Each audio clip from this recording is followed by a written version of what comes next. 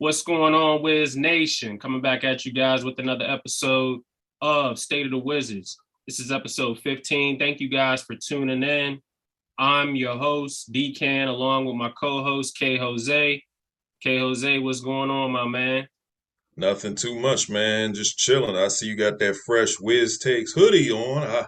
Man, goodness gracious. I can smell the freshness coming right through my damn laptop. Yes, sir. Wiz Takes. Thank you, my dude, for the Christmas present.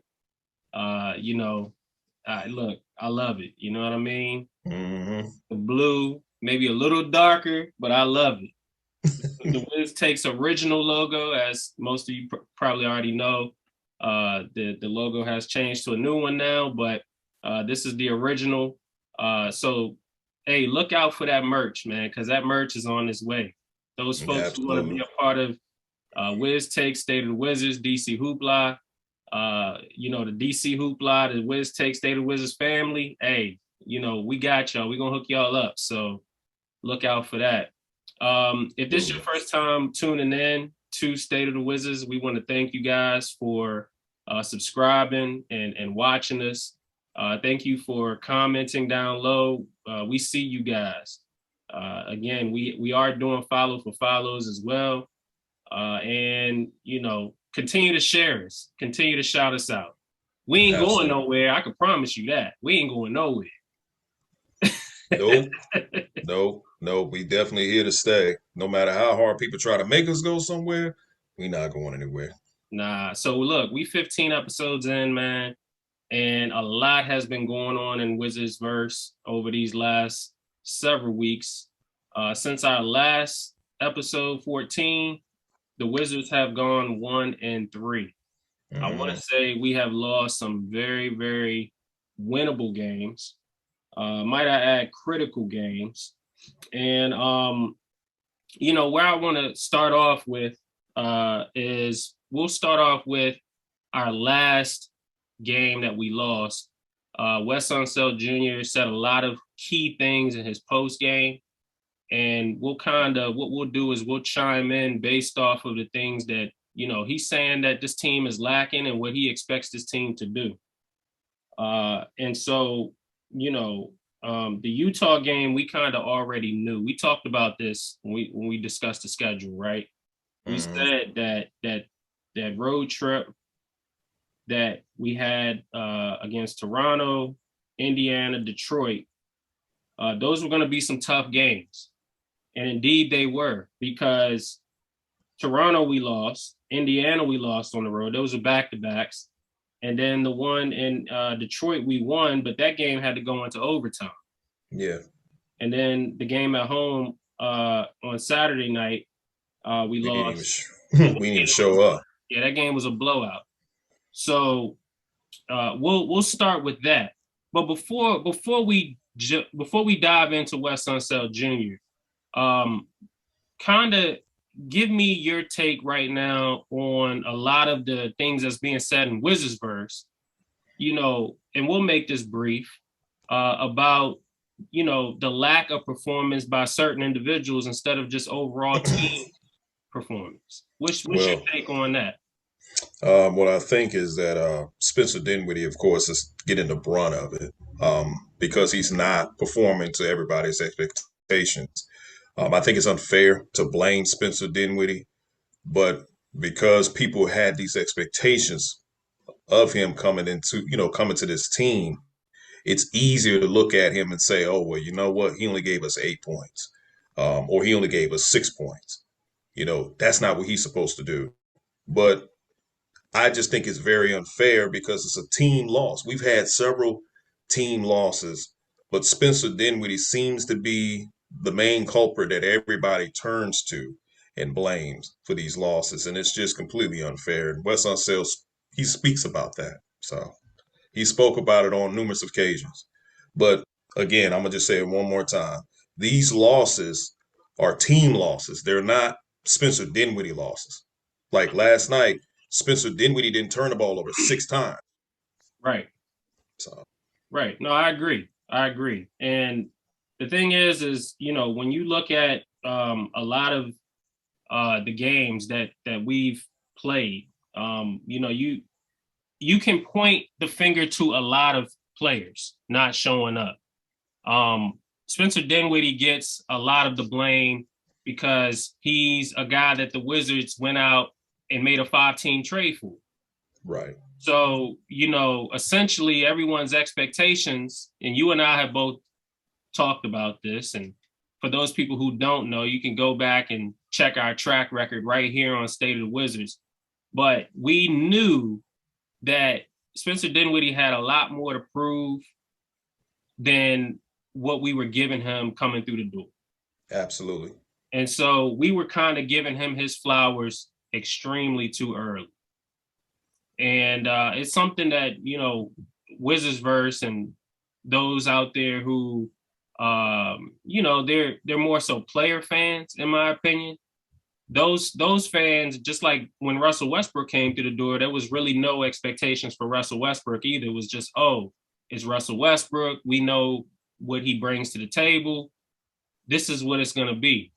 Well, you know, the same kind of was said for Spencer Dinwiddie before he even suited up for us. And before people even knew, people were just going off of what his best season was, which was right. 20 points and 7 assists or 6 assists. Right. And they were saying, oh, well, that's the guy that we're going to get. Well, we were trying to tell you guys that wasn't a guarantee.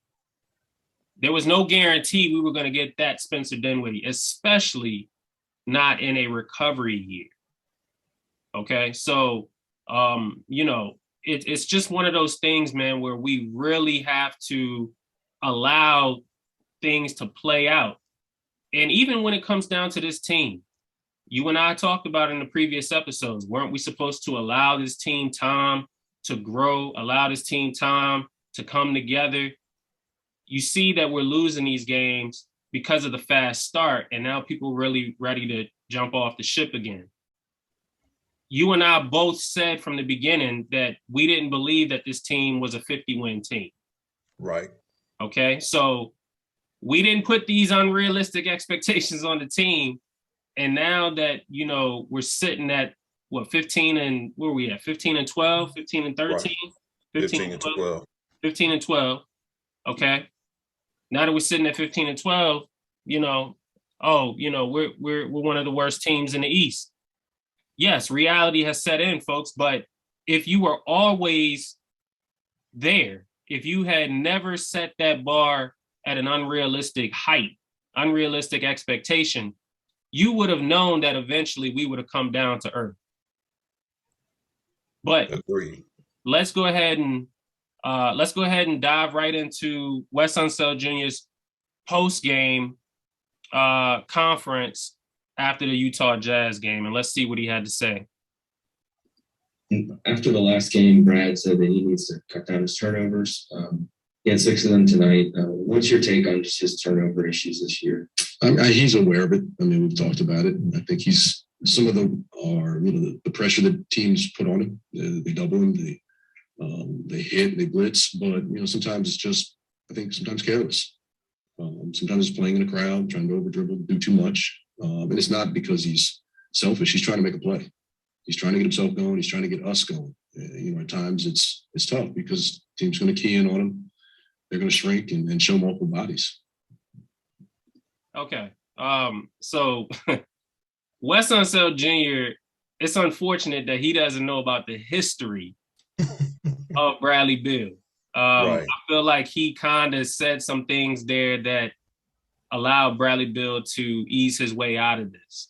If it was more so Randy Whitman making this statement, he would say, you know what, I'm sick and tired of this shit. I've been having to deal with this over and over again every year since Bill's been here. He needs to stop thinking that he's more than what he is down the stretch. And he needs to trust his teammates. What's your take? Yeah. I agree. I think he took it kind of easy on him. He spoke on the things that were actually factual, far as their careless turnovers, because they are. But you could tell by his body language, he is tired of answering this question. You could tell by his body language, he's tired of telling him this. So he said he's trying to make a play.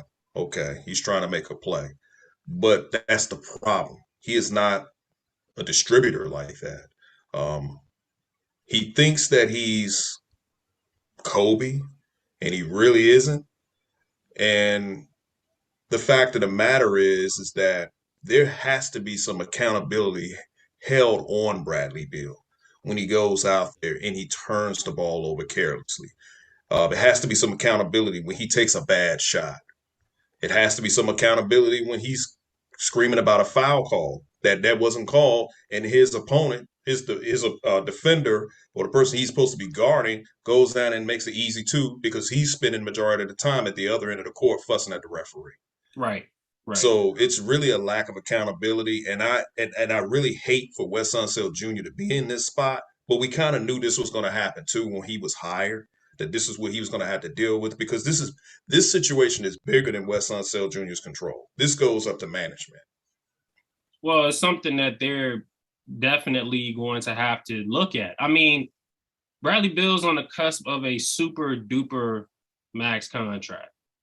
Okay, so what he's doing right now, the Wizards verse is going nuts because they're saying there's no way you can justify paying a man over $200 million who goes out there and plays like this season.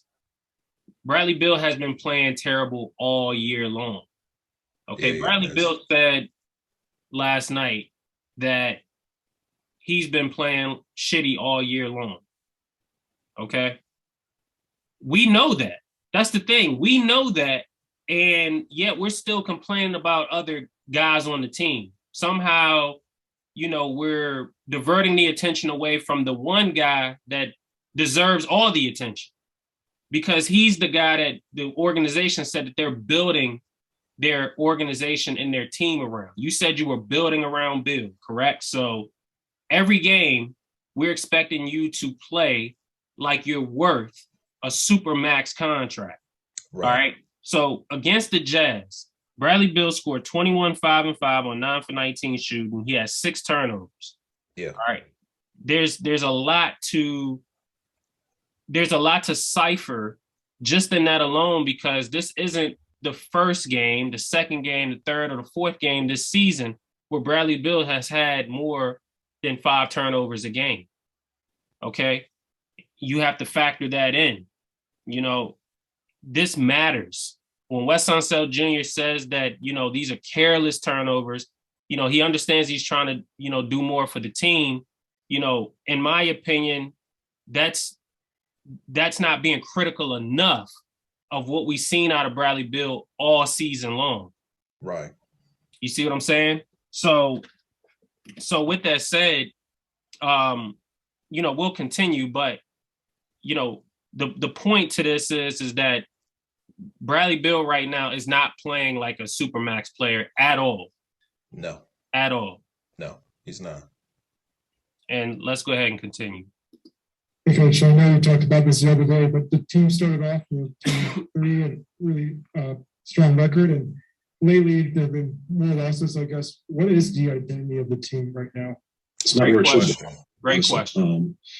We have to get back to, playing, at that pace, the level of physicality, the attention to detail, the focus, the purpose. And all those things you can't, quantify them. But when you watch those games, you watch the film and how we played is different. I've said it before. I think our offense has been good at times during this stretch where we haven't played great. And we've kind of let go of some of the defensive, presence that we had early in the year. That was our anchor. And we have to find a way to get back to that. Wow.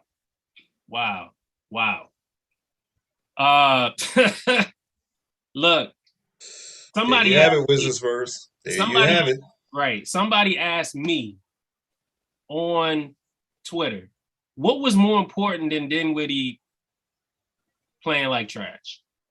What was more important? What was my answer, Kjose? Do you remember? I can't remember. What was your answer? Well, my answer was defense.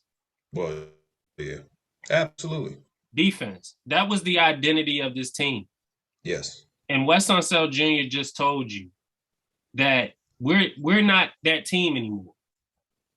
The focus, Right. the identity of this team has been lost. What has made this team effective early on, we're no longer doing. Okay, let's take Right. let's take it back one. Let's take it back a couple more. Oh, let's take it back one more time. There was something that he said in there that was very key. You know, I've said it before. I think our offense has been good at times during this stretch where we haven't played great, and we've kind of let go of some of the defensive, you know, presence that we had early in the year. That was our anchor, and we have to find a way to get back. Yeah. So there you go. You know, He said that was our anchor, and that's so was, true because that was even back then, before Wes Unseld Jr. was the coach, it was during the Randy Whitman years. That was our identity. When you had Nene, when you had Marcin Gortat, you know, Marcin Gortat was not really a good defender, but Nene was able to mask that. But at the same time, defensively, we were a much better team. So when we started out 5-1, it was because of our defense. We turned our defense into offense. Now absolutely. what we have done is we decided that we want to go back to the Scott Brooks style of play. And this is the reason why we're losing games, because you have a lot of people in Wizardsverse that was complaining about the pace, the lack of scoring. And as I said to you during the preseason, there's going to be some guys that's probably not going to pay attention to detail or listen to what Wes Unseld Jr. is asking and requiring of them. And now you're starting to see that because you have quite a few guys that have their own personal agendas, which is pretty bad for a basketball team Right. that's trying to make a statement. When you got a bunch of guys that some of them are 1-year deals or 2-year deals, these guys are going to go out there with their own personal agenda. And they're going to follow the leader because the leader of the team has his own personal agenda. Absolutely. Exactly. And that's the thing. You know, if Bill had his own agenda to start the season. He said he wanted to be an MVP, right? And he wanted to be a guy who was worth the supermax. Like he wants to prove to the organization that he's worth more than what we originally signed him to, which is his new contract now, the extension that he's currently in right now. He set higher expectations for himself. He set higher goals. But just because he set those higher goals and higher expectations for himself, that didn't necessarily mean that that was the correct agenda Right. for the team. Okay. When we were sitting first place, we got important contributions out of guys like Trez, Kuzma, you know, even again, Dinwiddie was playing at a higher level than he's playing right now.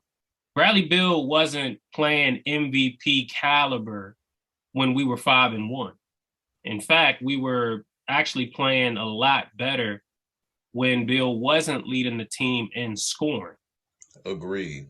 And I had made some points on my Wiz Takes Twitter account that, you know, our record when he leads the team is very similar to our record when he's not leading the team. In fact, when I posted it, we were 7-8 when Bill was leading the team in scoring, and we were 7-3 when Bill wasn't leading the team in scoring. And our overall record was 14-11. Right. So we had a winning record when Bill wasn't leading the team in scoring, and we had a below 500 record when Bill led the team in scoring. Right. So, you know, again, I think that it's very apparent that the identity of this team is not what Bill thinks that it is. Exactly. The identity of this team is the actual opposite. So Scott Brooks was more of the guy that was showcasing offensive ability. You know, it was easier for guys like Russell Westbrook, Bradley Beal to showcase their offensive ability, shoot quickly in the shot clock, you know, go out there and score as many times as you want. Wes Unseld Jr. has the mentality like, hey, I need you guys to buckle down and play defense. I'm not too concerned about what you're doing offensively. I'm not impressed by 30 points per game if it doesn't result in wins. He said that in his press conference when he was introduced. that offense was not his concern. It was the defense. Well, there you go. There you go. I didn't even see that, but there you go.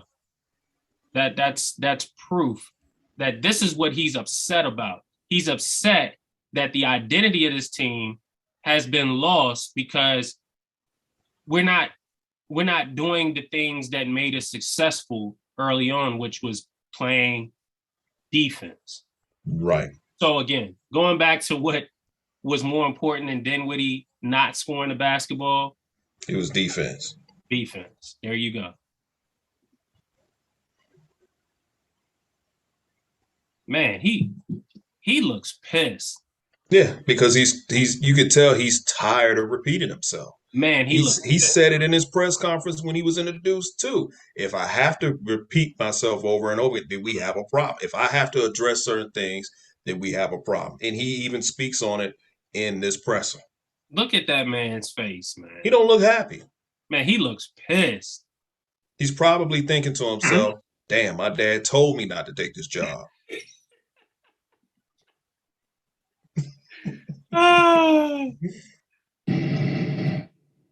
Wes, right up through, I guess, the early part of the fourth quarter, it seemed like your team had taken a relatively low number of threes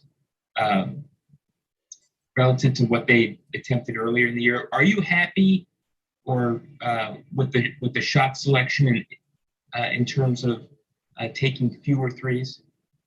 No, not really. I mean, some of it is the way teams are guarding us. Teams that where the bigs are down in pick and rolls, they're dropping. So they're not tagging. There's no need to tag. So they want to entice you into those mid-range pull-ups, or you got to make a play at the rim. So some of it is coverage. The quick catch and shoots at times.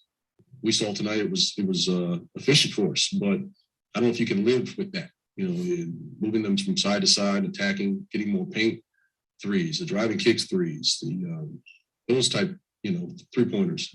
I think those are more the efficient type, and those are the ones I thought we were generating earlier in the year. Thank you. Neil? Hey, Coach, when you guys have your offensive lulls, do you think that's a byproduct of you guys have not put in your full system yet and teams are able to catch on to, the limited amount of plays you have? Or do you think it's a matter of, the team still getting accustomed to it and maybe the complexity of your system is hurting them at times? No, I mean, we've actually dumbed it down. Part of that is because we're trying to get guys up to speed. We're playing other guys out of position. And the thought process is less is more. Let's really get good at, executing certain things. And we haven't done that. So that's part of the issue. Some of it is our attention to detail. Against a good defensive teams, we can't just walk into setups. There has to be a change of pace. There has to be a little bit more timing and purpose. We have to screen bodies. We have to do a better job with our physicality on the offensive end. And then, when we do come on the floor after timeout, we can't blow those plays. We have to understand what we're looking to do. All 5 guys have to be locked in, and at times we're not.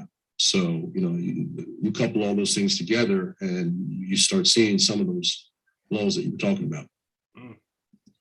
So, AKA bad behaviors. Yep. Man, wow. That's actually saying a lot. I'll let you speak on your thought on him dumbing down the offense first. What do you think he was more so referring to when he was talking about, having to dumb it down?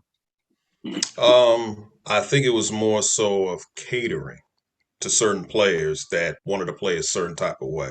So I think what Wes Unseld Jr. said was, okay, since you guys think it's complicated, I'll dumb it down a little bit. But my expectations are that you're going to do some of the same things that we did earlier in the season that we can win ball games. So dumbing it down more so was for I guess maybe that's probably what Spencer Dinwiddie is probably struggling with. Because he had to kind of change it a little bit. Well, for one, Spencer Dinwiddie's issue is he's being turned into a point guard when that's not really who he is. We said it when he was signed that this was a combo guard. And we're trying to, you saw the recent article that came out that the Wizards are trying to make him be this point guard. But just to kind of go back to him dumbing down the offense, I remember on Wizards Verse, a lot of people kept talking about the offense being complicated. Wes Unseld Jr. needs to dumb it down. Well, he just told you that he did it, Right. and you're still seeing bad behaviors. So, really, was the offense that complicated? Because we're still seeing the same results of bad behaviors. Nobody's paying attention to detail, which I've said it, you said it, we both said it on our podcast that, hey, this team is not paying attention to detail. Yeah. Missed assignments. I mean, the points in the paint that we constantly see. I mean, my dude, I think Utah had like, 60, I think they had 66 or 60 something points in the paint. We had 60, but they had like 66. How do you get that? That means you're not paying attention to detail. That means somebody is not sliding over to take the charge. Somebody's not, actually playing some type of defense. Clearly, it's missed assignments. So don't tell me, oh, well, the offense is complicated because the team is still giving you the same results. I mean, how much more dumbed down that he has to make it? Right, exactly. And what's crazy is we haven't seen many different lineup changes with Wes Unseld Jr., right? So right. The only time he makes a lineup change is when someone is out injured or they're out on COVID protocol or something to that extent, but we haven't seen him make a lot of lineup adjustments. So the craziest thing is sometimes when a coach doesn't get what they want out of particular players, he normally tends to make that lineup change, or you start seeing people get their minutes cut. In the recent games, I've seen Trez get his minutes cut. I've seen Dinwiddie being taken out earlier in the first quarter. He's playing more minutes now in the second with the second unit. You have Bill playing a little bit more extended minutes in the first quarter, and then he plays a little bit less in the second. So you've seen him stagger lineups. You've seen him stagger rotations, but he hasn't quite made the full-on adjustment of, I don't get what I want out of this position player, so I'm going to put this position player. He made a statement just now where he said, we got guys playing out of position. So that brings me to, I don't remember exactly which game it was, where he actually went with the small lineup. And Wizards verse went crazy because they were like, man, this looks like Scott Brooks. Yeah. Look, I'm one of those people who are very critical of the small ball, and I'm the first person to say it just doesn't work. It doesn't work unless you're absolutely trying to push tempo and you're trying to outscore teams. But look at Cleveland. Look at the Cavs, man. They got Jared Allen down there, and it doesn't matter if you go small or big. That man is blocking shots. And one thing about that team is they get out and they run. So as soon as they block, they get out and they run. That's what makes their offense their offense. So I say all that to say, what I think Wes Unseld Jr. means by dumbing down the offense, when we're in our half-court sets, we don't know who's supposed to get the ball when. We don't know who's supposed to be the guy who is the catalyst of the bunch. Isn't that crazy to say? When you got Bradley Beal, who just a season ago was averaging 30 points per game, you would think that he would be the guy that should be bringing the ball up the court and making those decisions, not Spencer Dinwiddie. Okay? So, when he's talking about dumbing down the offense, he's talking about when we're in our half-court sets, there's specific guys that are responsible to do specific things. And when they are not doing that, then it makes it difficult for everybody else. But he still allows that player to do what makes them comfortable. So instead of saying, okay, well, we'll run this set, and in this set, it's Bill's responsibility to catch the ball and wait for Spencer Dinwiddie to come off of a double screen. Mm-hmm. All right. And then Bill's responsibility at that point is to then wait until, Dinwiddie comes off that double screen to find Dinwiddie in the corner. Okay, that's what he means by he had to dumb it down because they're not running those sets. Right. They're not running those complicated sets that really what makes a team effective in the half court. Okay. Remember, there was another game. And we did run a play that was very effective. It was a double high pick. Yeah. Top of the key that allowed Bradley Beal to get to the rim. Right. Do you remember that play? Yeah. I'm trying to remember which team it was against that we did that, though. Yeah. It was pretty recent. It was. But that was during our streak, too. So, that was a while ago. But go ahead, I'm listening. Right. Yeah. So anyway, so when he ran, so that play in itself is not a Scott Brooks type play. That's a Wes Unseld Jr. offensive play. You got two guys, rotating to the top of the key, the screen for the ball handler, which is Bradley Beal. Bradley Beal then takes the ball to the rim. Boom, he makes the play. He either gets to the rim or he passes the ball to the next open man. But in this case, he got the layup, right? That's an offensive set that worked. Wes Unseld Jr. is not seeing that anymore. So when he said that he had to dumb it down, in my opinion, he scrapped that. Yeah. He said at this point, if it's too complicated for you guys to do this as a team, then Bill, go out there and do what you feel makes you successful. That's what I believe this means because, and see, I don't have any example footage right now, but again, I've seen games this season where we've run sets, and I've seen games this season where we've completely scrapped it, and you've seen a lot of one-on-one basketball, and you don't see no ball rotation, you don't see movement, you see a bunch of watching and people just standing around not doing nothing. Yeah, I want to say, was it against the Pistons? I think it was against the Pistons where Wizards first was kind of going crazy, and they was talking about Bill and KCP doing a lot of ISO basketball in that particular game. But here's what I'm going to say. To me, it seems like what Wes Unseld Jr. is doing is he's actually exposing the team, in my opinion. That's how I'm looking at it. And when he's not making that many adjustments as far as yanking people out, making some type of shift in the lineup, it's almost like he's doing that for a particular reason to try to prove a point, which is these guys, who were playing well and playing hot. Now these guys wanted me to kind of scrap my offense. So now I'm going to scrap the offense and I'm going to let these guys do them. But it doesn't. It doesn't work. So when these guys are out there doing them, look at Montrez. Look at Trez's numbers. He's at 14.9. At one point, the guy was averaging about 18 a game. So his numbers is taking a dip. He's taking a Kuzma's playing around the same as he's always playing.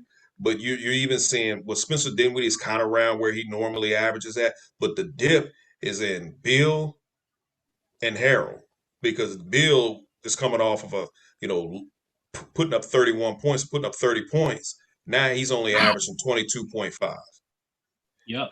And he's shooting an all-time low of 26% from downtown. It's almost like, I'm going to use this as an example, it's almost like the Monstars came and just took Bradley Beal's offensive game away from him because he looks horrible out there on the court. And the team is just not paying attention to detail. You got players out there sending cryptic tweets on Twitter because they're not happy. So, and Wes Unseld Jr. is not happy. And it's not fair that he has to deal with this. But again, this goes back to upper management. It does. And I don't know what upper management's going to do. I don't think anyone really knows what upper management's going to do. And, there were some tweets that was sent out, last night that spoke on, their thought process on Bradley Beal, where he's at currently with the organization, where, Tommy Shepard, where he's at with Bradley Beal, and what Bill's future looks like here, with his decline in play. Bradley Beal is averaging 22.5 points, 5 assists, 4 rebounds. Those numbers are all down from a season ago. I believe at least I know for a fact his points he's took a big dip there. I mean, he's dropped off about 8 points from last season. And one thing about Bradley Beal that I gave Bradley Beal credit for was that he was at least doing this every year, where he was actually increasing his scoring average every year since we drafted him. And then this season now, he's done this. So the decline of Beal, I don't know if I want to say that we believe even before this season that Beal was already at that point, even though he was still averaging more points. You and I both felt that it was just a facade. Like, we felt like what we were seeing was just someone who was able to put up points on a bad team. That's true. But we never believed that Bradley Beal's overall play was, in the ranks of Kevin Durant or, LeBron James, or we never believed that Bradley Beal was ever in that next upper echelon of superstars. Yeah, and if you look at how the way, we never put him in that category. Right. But if you look at how the way he's playing right now, could you even put him in the category with like a DeMar DeRozan or a Chris Middleton at this point? Could you even put him in that? Because the way he's playing, he's not even playing better than those guys. Right. And, we can't say that we're a horrible team. We're not a horrible team by any stretch. But the thing is that if he's not playing DeMar DeRozan like basketball this season, and he's not playing, even close to Chris Middleton, then we look worse than we actually are. We look worse because he's not playing up to those expectations. The thing is, okay, so Spencer Dinwiddie is averaging 13.3 points per game. Who thought that Spencer Dinwiddie was going to average more than that this season? I definitely didn't believe that he was going to average probably 15. Right. Because of the fact that he was coming back from a torn ACL, and his career average is 12 points per game. And he's never played a full 82-game season. Do I need to continue? I never expected Dinwiddie to be that guy. Exactly. But Bradley Beal, I expected him to continue to average 30 points per game. I definitely expected that. Why not? He was averaging it. He wants the supermax. This was somebody that, in my opinion, said that he felt like he was ready to be the franchise leader. And this was the expectation that he set for himself. He's absolutely playing horrible compared to where his benchmark was. His benchmark was 30 points per game. So that's where the expectation was going into the season. Don't you think Spencer Dinwiddie thought that when he signed here as well? Yeah. I mean, Spencer Dinwiddie didn't believe that he was brought here to become what Russell Westbrook. He told you that he wasn't going to do that. He did. But that's the thing. So everyone expects Dinwiddie to be Russell Westbrook, but nobody expects Bradley Beal to be Bradley Beal. I'm confused. I don't know, man. I mean, at the end of the day, he was never really that guy from the get-go. Let me go ahead and say this. Beal is a complimentary player. He's in the line with the Joe Johnsons of the world, Ray Allen when he went to the Boston Celtics and the Miami Heat. He is a complimentary player. He thinks he's better than what he is, and there's nothing wrong with that. I mean, of course you want to be better than what you are advertised, but he's not better than what he really is. But the thing is, and you said this, Dcan, you said this before the start of the season. You said this offline. You said since Bill has became All NBA, he's third All NBA. He doesn't have to do anything. And what we're seeing right now is he doesn't really have to do anything. He doesn't have to try hard because at the end of the day, he knows that super max is still on the table. It's going to come to him because Ted is going to go ahead and ride the Bill ship until the wheels fall off. He's going to go ahead and pay him the money regardless. No disrespect to Dinwiddie, but the organization gave Dinwiddie a contract when he was coming off of an ACL injury. And we know what that was all about. That was to try to save face after Westbrook asked to be traded. So now with Bill coming up on a contract extension, the Wizards don't want to be without a player like Bradley Beal. So they will go ahead and give him this money, even though he's not playing that he deserves the contract. Right, because it's the Wizards. It's just what they're going to do. They're going to pay him the money. And then the Wizards, should I say, the Bill apologists are not going to hold him accountable. They're going to sit there and say, well, he deserves it because what the organization has done. But this guy's in a much better position than what John Wall has ever had to endure when he was the leader of this team. He's never had a roster like this around him.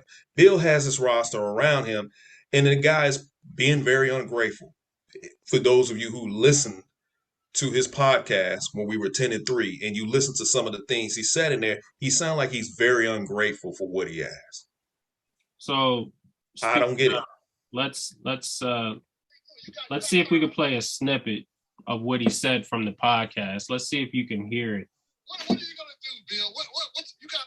Oh, sorry about that. You got Max. You like the situation. Can you hear that? You have plenty of. Yeah, I can hear it. What are you gonna ultimately do? You got time. It's not something you got to make a decision on now, but that Max is on the table. What's going on?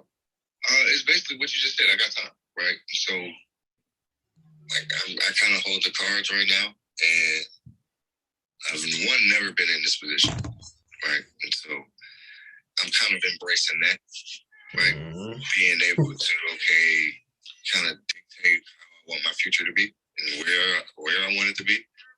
And at the same time, I'm giving Chef that opportunity to show that it's working. But at the same time, I'm not going to make that grand commitment and it doesn't work. You have to be selfish, right? At some point. And for probably the first time in my career, year 10, I am. But my full commitment is to the team. I want it to work. You know what I'm saying? I've contributed to being here, right? I've committed to being here twice. And so now I want to see that commitment to me as well, that we can create a winning team here and winning environment. And granted, I'm a part of that. So I got to make sure that I'm stepping up and doing my thing too, just as well.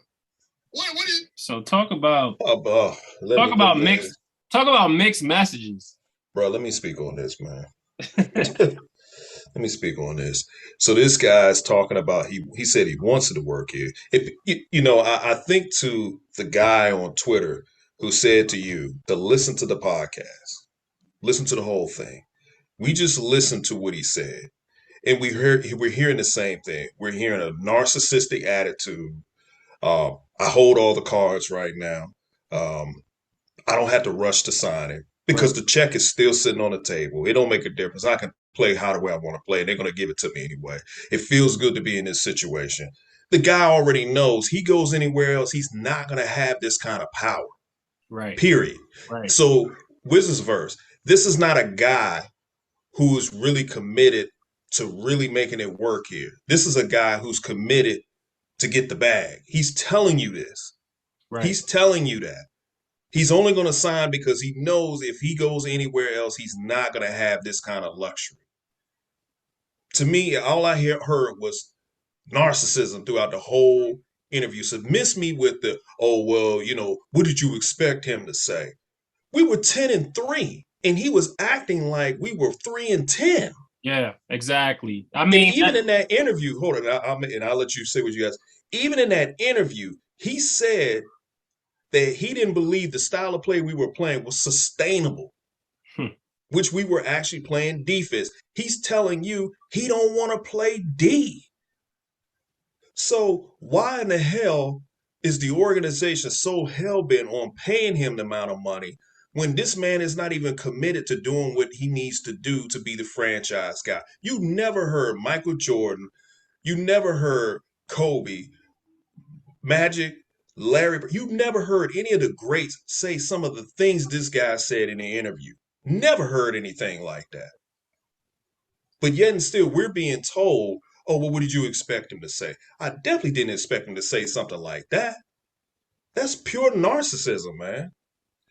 Good thing I'm being very PG with it. So you already know where I listened to the whole podcast, and I had made it very clear that I believe that if anything, it helped me realize that, you know, Bill's commitment is only attached to unrealistic goals and expectations, Right. while exercising his right as the leader of this team, and that, or as the face rather of this franchise. And the franchise not ever going to satisfy his needs.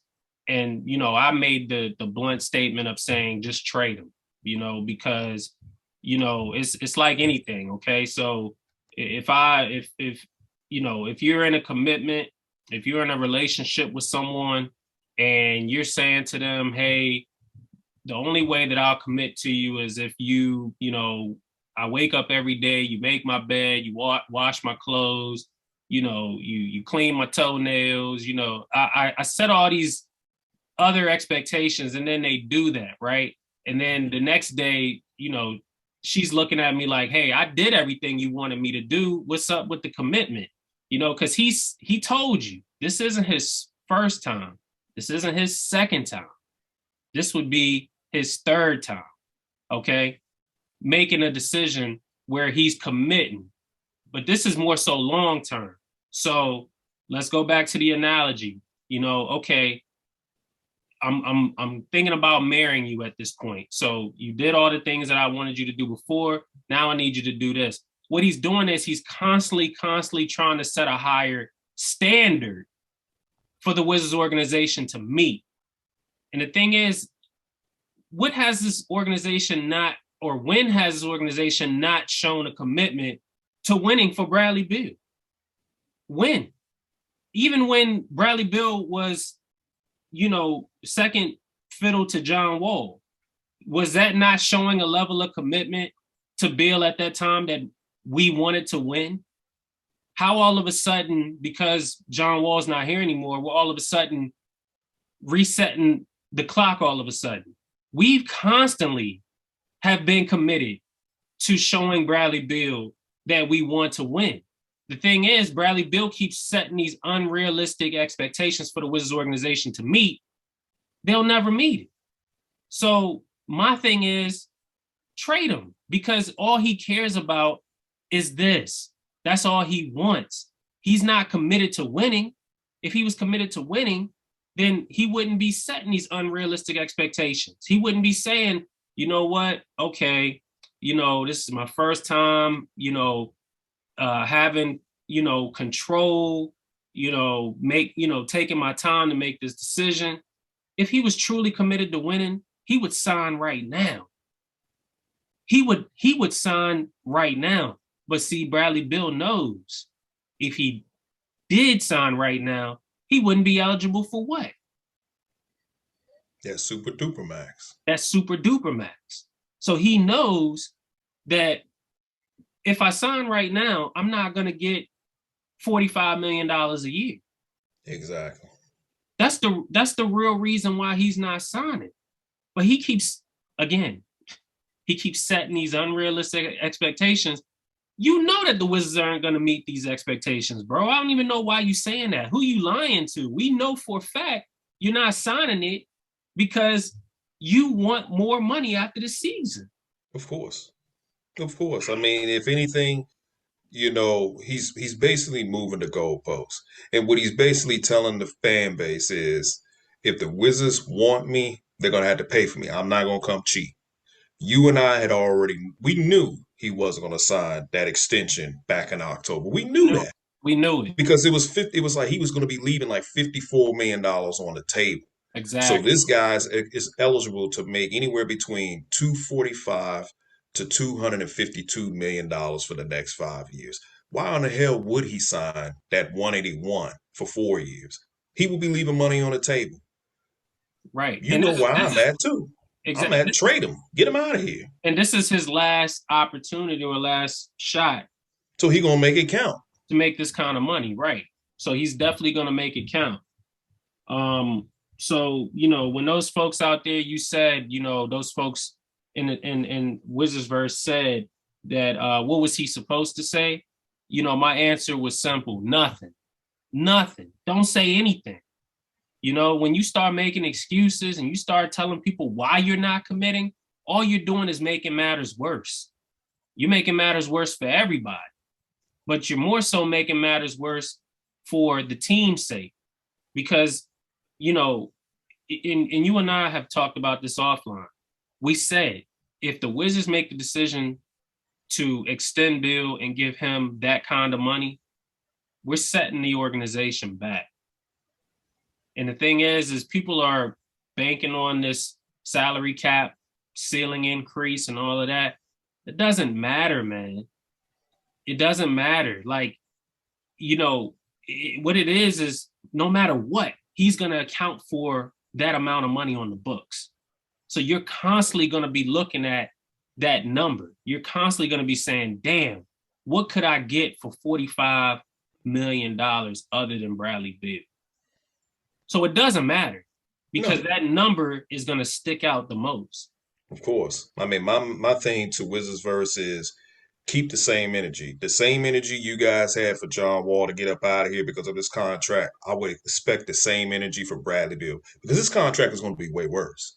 So, you know, I'm already saying it's going to be one of the worst contracts in NBA history and one of the worst contracts in Wizards history.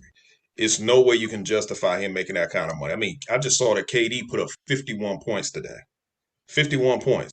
Come on. Are we going to really sit here and say that Bradley Beal getting the kind of money he's expecting to get is even on the level of KD? He's definitely not on the level of KD. He's not even on the level of DK. So why are we going to give him that kind of money? At the end of the day, you need to just go ahead and trade him. Let me just say this and then we'll continue. So one of the things I'm thinking, and this is just a theory of mine, the reason why Wes Unseld Jr. is not also making too many shuffles into the lineup, I think he's anticipating Rui Hachimura and Thomas Bryant coming back. Because in reality, when it comes down to his offense that's supposed to be complicated, as people say, he probably feels that these younger guys will be more accepting of his offensive scheme versus some of the veteran guys on here. Again, you got KCP, Bill, Dinwiddie. I might want to take Dinwiddie out of the bunch, but I'm going to go ahead and include him in there. Trez, Kuz, these are guys that are veterans. These are seasoned vets. These are guys that, with the exception of Dinwiddie, they're used to playing a certain style. They're used to playing a certain style. Yeah. So you're trying to teach these guys a different type of offense, but you're more so trying to teach them on how to play defense because these guys are not really known to be defenders. So you're trying to teach an old dog new tricks. And these guys are like, well, I don't want to play that way. Now, Spencer Dinwiddie, on the other hand, has been following what Wes Unseld Jr. has been asking of him because in reality, he didn't come here to be the guy. But when you got Trez, KCP, Kuz, Bill, these guys got their own personal agendas. How do you expect these old dogs to be receptive to these new tricks you're teaching them? Especially when you got, and one of the main narratives that we kept hearing was, oh, well, KCP, Trez, and Kuz, they're coming from, you know, the Lakers where they won a championship. But those guys didn't really make that much of a huge contribution to that team when they won a championship. So did you really think that these guys was going to come over and teach the Washington Wizards players, oh, this is what it takes to be a champion, when really they didn't make that much of a huge contribution? Right. I mean, let's keep it real. It wasn't like we was, getting Anthony Davis coming over or we was getting LeBron James. We were getting guys that are role players. And we're trying to make them be big time stars here in Washington. And we're hoping, oh, well, maybe you could teach us how to win a championship. Come on, man. Who are we kidding? Great point. I think that, we did look at the fact that they had some type of championship experience. I mean, Kyle Kuzma and KCP was on that Lakers championship squad. And then, of course, Trez playing in the West Coast system. I mean, these guys are used to playing a certain style on the West Coast.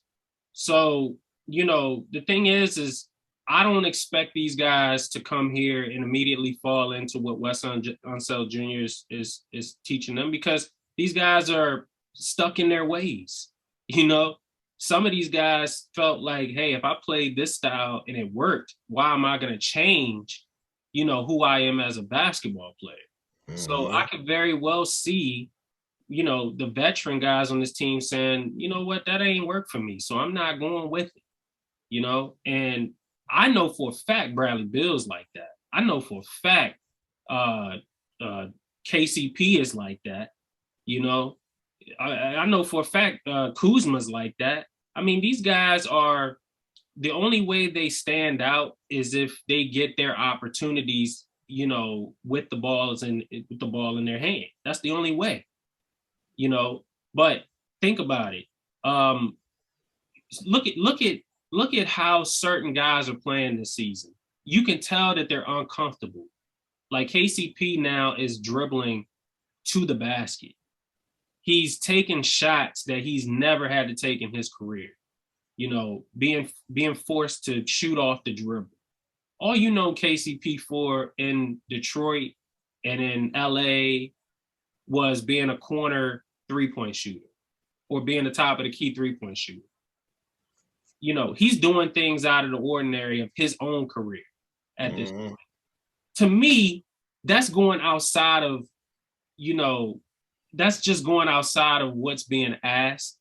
And I think that, and I don't think that's what Wes Unseld Jr. is asking. I think that you got somebody who feels that that's just somebody he can be in this system. And Kuzma's the same way. I think he thinks that he's more than he actually is. So Wes Unseld Jr., when he's saying that he had to dumb it down, he's basically telling these folks, you know, just play a simplistic style of basketball. Don't do more than what is being asked in the system. But these guys are. And that's why we're losing these games. You're seeing a little bit of selfishness. You're seeing a little bit of resorting back to bad habits, and you're seeing a little bit of, you know, guys who think that they're bigger than what their names are on the back of their jerseys. Exactly. And again, you know, when he says we're not paying attention to detail, that's what we're not doing. So he's actually talking in his interviews that we got to go back to the basics. I mean, come on, man. These are guys who have been playing basketball probably ever since they were old enough to pick up a basketball. And now he has to teach these professional grown men basic fundamentals of basketball. That's pretty bad. It is. That we went from actually being first in the East to all of a sudden a team that doesn't even know the basic fundamentals of basketball. Our identity was defense. We were a defensive-minded team to start the season. We got away from that. These players, they don't want to do that. You got some players on that's never played a lick of defense their entire career. Bradley Beal being one. Yeah. Okay? Which is one last thing I wanted to bring up was the fact that, you know, Bradley Beal, I want to say at this point, ranks somewhere in the bottom half of the league defensively. I think he's at like a 111 or 112 defensive rating. To start the year, my dude, he was top 5 in the league. He was. Everyone was so quick. Oh, look at Bradley Beal. He's improved defensively. Guess what? He wasn't leading the team in scoring, and he was playing great defense, and we was winning ball games. That's enough to tell you right there that that works. We didn't go 5-1. Bradley Beal leading the team in scoring and him being bottom half worst defender in the league. We went 5-1 when Bradley Beal wasn't leading the team in scoring and he was top 5 in defensive efficiency rating. Sound like somebody didn't like being in that position. You know why? Because it's a lot to ask out of somebody who's in that position. It's a lot. And this team could not sustain being the number 1 team in the East. And he told it, and he said that himself. in that podcast that he had. So one thing I want to touch on about the Jazz game that really, really bothered me. One of the main things that bothered me about that Jazz game. Okay, in the second half, the Jazz put up 73 points in the second half. We only had 42 points in that second half. In the third and fourth quarter, as a team, total 42 points. Okay. The Jazz put up 42 points alone in the fourth damn quarter. It took them one quarter to put up what we put up in the second half. That's us not paying attention to detail, not playing defense at all. That doesn't make sense. We put up 42 points in the second half, and the damn Jazz put that up in one damn quarter, which happened to be the fourth quarter.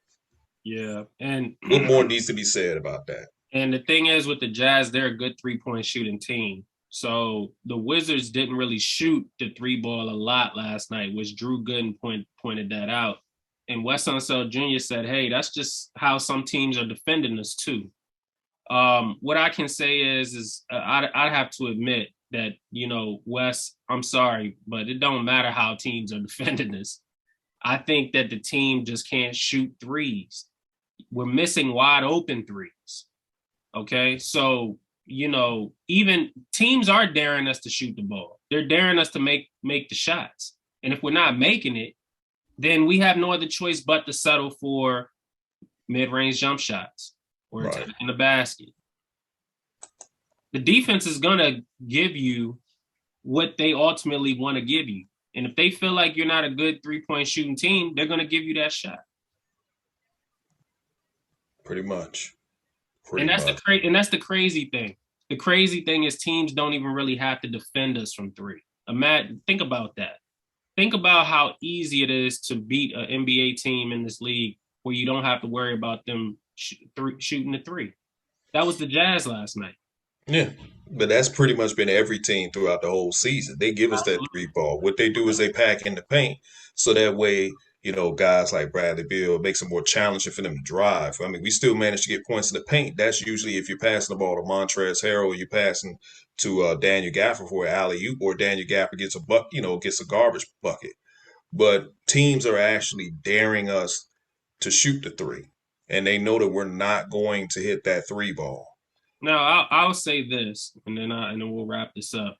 I'll admit, one portion of this offense I kind of wish was a little bit more like, I won't say Scott Brook at all, but what I'll say is I wish this offense was kind of more predicated on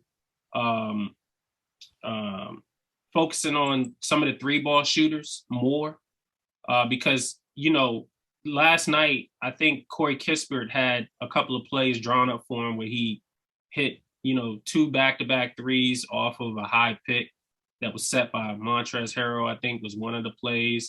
Actually, I think it was back-to-back plays set by Montrezl Harrell. But anyway, those are the type of plays that we need in this offense in order for us to be successful. I want to see more of that. You know what I mean? Because I think that, there's certain guys on this team that can shoot the three. But the thing is, if they're not getting the ball in that position, if that's not the plays that's being drawn up for them, if they're not paying attention to detail, then, then that's why that's why we don't have great three-point shooters and three-point percentage, because those plays aren't being drawn up that way. Davies Bertans, why is he shooting off the dribble? KCP, why is he shooting off the dribble? These are three-point shooters. Yeah. Why are they taking three-point shots off the dribble? That's not their game. That's not their game. So again, I do want to see more of that in this offense. I don't know if Wes Unseld Jr. I don't know if that's something that he's trying to implement or that he wants to implement. But I can tell you that that's a big problem in this offense. Mm-hmm. I 1,000% agree. I mean, I guess we need to stop because, we don't want to be labeled to be blaming everybody else. And we've already been labeled Wizards prophets too. So, I mean, I guess we need to stop while we're here, right? I ain't worried about those folks, man. I No, mean, of course not. the thing is like, you know, I ain't got no problem with the folks who really, because look, Wiz Takes, we support Wiz's verse. Wiz Takes and DC Hoopla supports Wiz's verse. The thing is the stuff that we say and we throw out there, we want people to be able to accept that just as much as we're accepting what you're saying. Because we don't believe that Dinwiddie is a big part of the issue, but we do acknowledge that Dinwiddie's game was never going to be what you guys expected it. We Right. said that. All right. So when we throw this stuff out there, we don't want to be called, you know, oh, look at these guys. They don't know what they're talking about. I guess y'all just some prophets all of a sudden. Like, we don't want to be called that. But if the shoe fits and there was something that we predicted, then I guess we prophets then. I guess. Yeah, I mean, at the end of the day, at the end of the day, you know, we know our team. So if you know your team, then you won't be surprised with anything. A lot of the things that we said, we knew it was going to happen. It doesn't make us being a prophet. It's just that we know our team. We know that the Wizards 9 times out of 10 is probably going to give Bradley Beal the contract. That doesn't make us a prophet. All you got to do is look at their history. They gave it to John Wall, which he deserved it. They gave it to Gilbert. They gave it to Antoine. We can go down a list of players that they gave long-term deals to. Now, I will say that John Wall didn't play horribly when he got his Supermax. You know, I won't say that Antoine played horribly when he got his max deal. But I am going to say that Bradley Beal is playing horribly. He's clearly not doing anything to deserve the contract, and he knows that he's going to get it because the organization is kind of like, well, we're stuck. They're afraid to move on from him. They're afraid to call up Philadelphia and say, okay, well, we'll give you Bill for Ben Simmons. Some people don't want that. They'd rather for Dinwiddie to be the one to be traded. If we're really talking about winning basketball games, you got to make that sacrifice. And that's the problem. Nobody wants to make that sacrifice. We made the sacrifice for the wrong player. We traded the wrong player who told us he wanted to be here and he wanted to do everything right here. Now there's some people saying, you know what? I actually believe that John Wall really meant that. Duh. What made you think that? It took you 2 years to realize that John Wall really meant that when he said it? So again, we know our team, and that's the reason why we speak on the way we speak on. It doesn't make us prophets. We just know our team. If you know your team, then you shouldn't be shocked with anything that you're seeing. Right. And that's the bottom line, man. I mean, you know, we can go on and on for days about what's being said, you know, here and there about, you know, what people think about this team and what people thought then and what people think now. The bottom line is that the team is doing exactly what we believe that the team was going to do, period. You know, and we never set out these high expectations for the team. Everyone was shocked. No one saw the fast start coming. But this is reality for most of us, okay? How we're playing right now is reality for most of us. And the last thing I'm going to say, and we'll wrap this episode up, is Bradley Beal is in his new deal, and he's playing like crap. Bradley Beal is in his new contract this year, his current extension, and he's only averaging 22 points per game. What grants him a larger contract, knowing that he's playing like crap in his new contract? That's something that you guys really need to start considering. All right. So that concludes this episode of State of the Wizards. I want to thank you guys for tuning in. Dcan, along with my man Kjose, we are signing off. This is episode 15. Once again, please subscribe, share, and like, and drop us a comment. We want to hear from you guys. Thank you for watching. Tune in next time.